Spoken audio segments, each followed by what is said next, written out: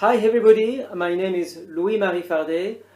So I'm working with the Houston Symphony and I'm playing as a fourth chair since this wonderful ensemble since 5 years ago. So for me it was very important to practice the Etude since I was a young student, to build up my technique. And what I like about practicing the Duport, you are practicing the Duport with the style of the 18th century,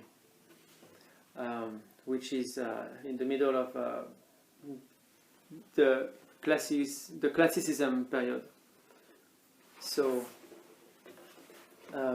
let's try to touch up a little bit on the style at the beginning. So the difference with the more romantic style with this composer, I think you want to trim a little bit some extra length on some notes, so you're not playing.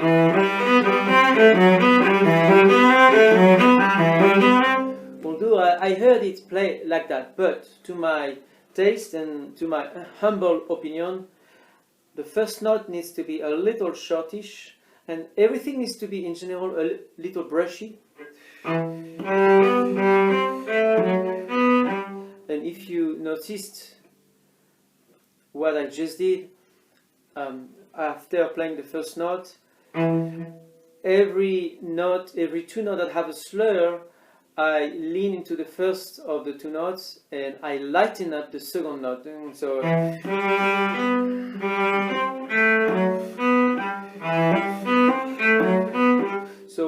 you don't need to play not so much like that, but there is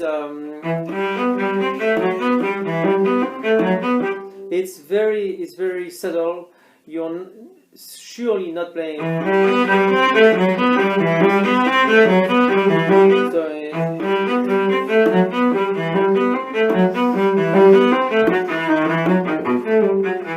So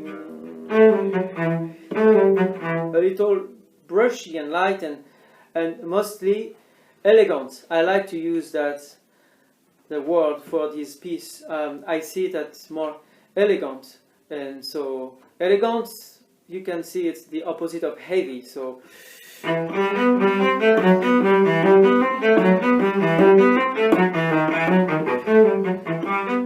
etc. So I hope you have a good idea of the style. Let's go straight to bar 24 and we'll practice rhythms. So the first rhythm, I suggest we stop on the note we are going to shift to, in order to challenge you a little, since this is the most challenging note to get, because in reality we are going to play fast. So let's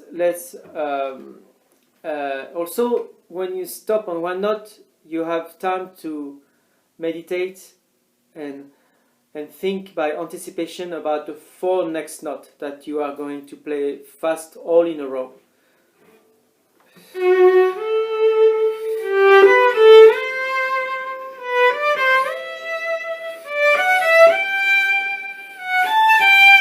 Okay, once you've done that with this rhythm, and of course, if one of the shift is out of tune, it's really out of tune, in the middle, you come back from the beginning.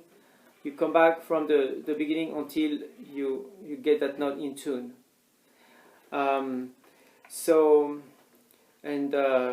Let's do while you stop a little longer on the first note. So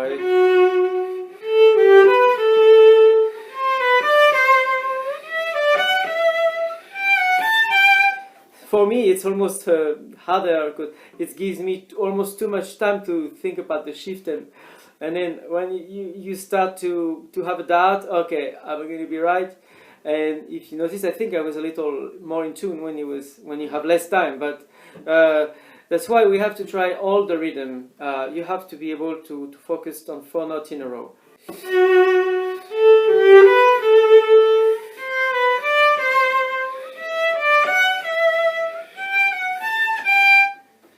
also, if you really have a great issue is reaching that note, the note you have to shift to, maybe you can do a slide.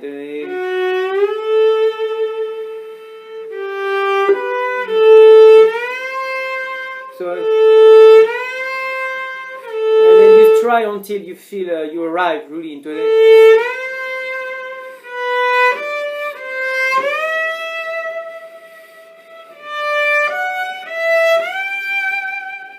Okay, etc. And also you could practice both way. If I think it could give you an extra comfort.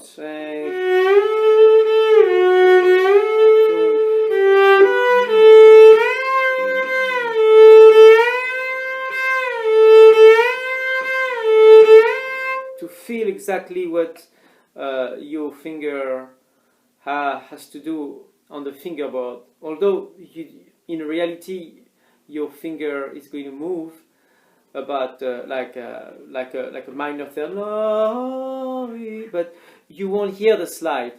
But just for practice, you might have to play a way that you will hear carefully the slide, so your ear can monitor where you need to stop, because the slide will show you what pitch you are traveling with, and then you stop when you hear the right note.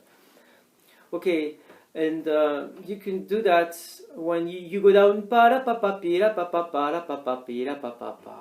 So same kind of technique. So now let's skip to measure 29.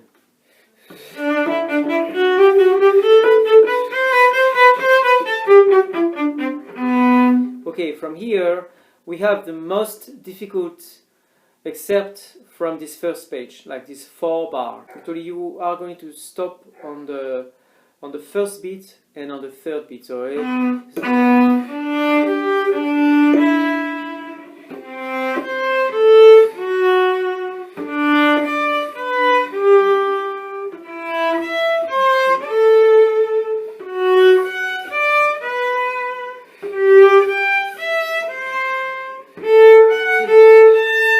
okay, so and so if you're really not as advanced as that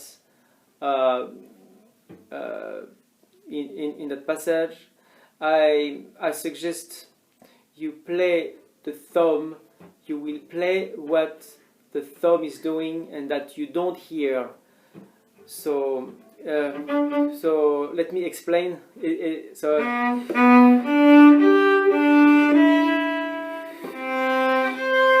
from here I repeat the C,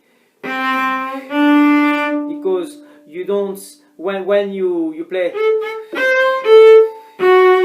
so you only play the second finger, so we don't hear what the thumb is moving with the whole hand, but we don't hear what the thumb does. But if you hear the thumb behind the finger that is playing the note, this might give you an extra information on how your hand position need to be. So okay,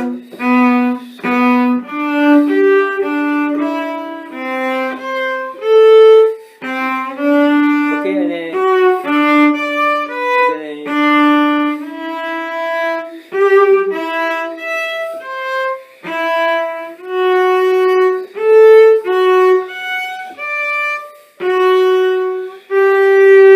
so watch out, only half step on this thumb switch.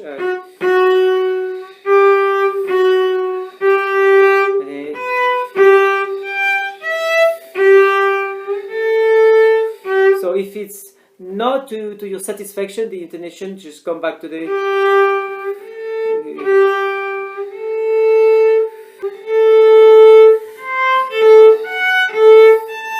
Okay, for the extra challenge, you could also, it doesn't hurt to do it background, so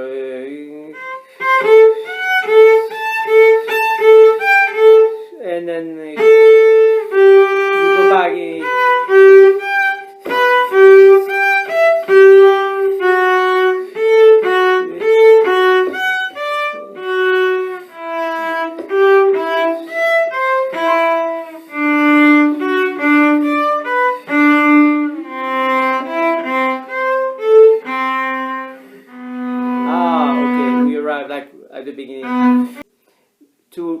recapitulate, it's good to play everything in a row without stopping.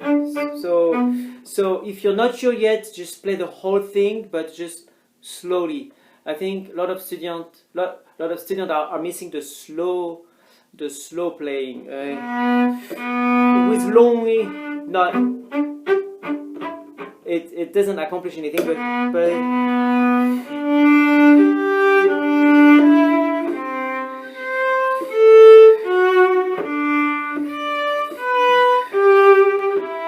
I like to have that sort of direction toward the downbeat.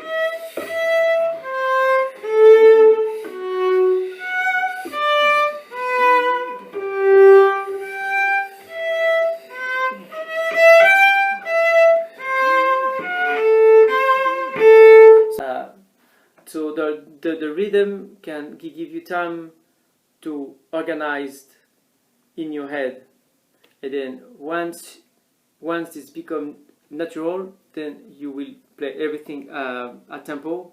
Play at the tempo you think you can play all the notes, and then gradually you may be able to play at tempo eventually.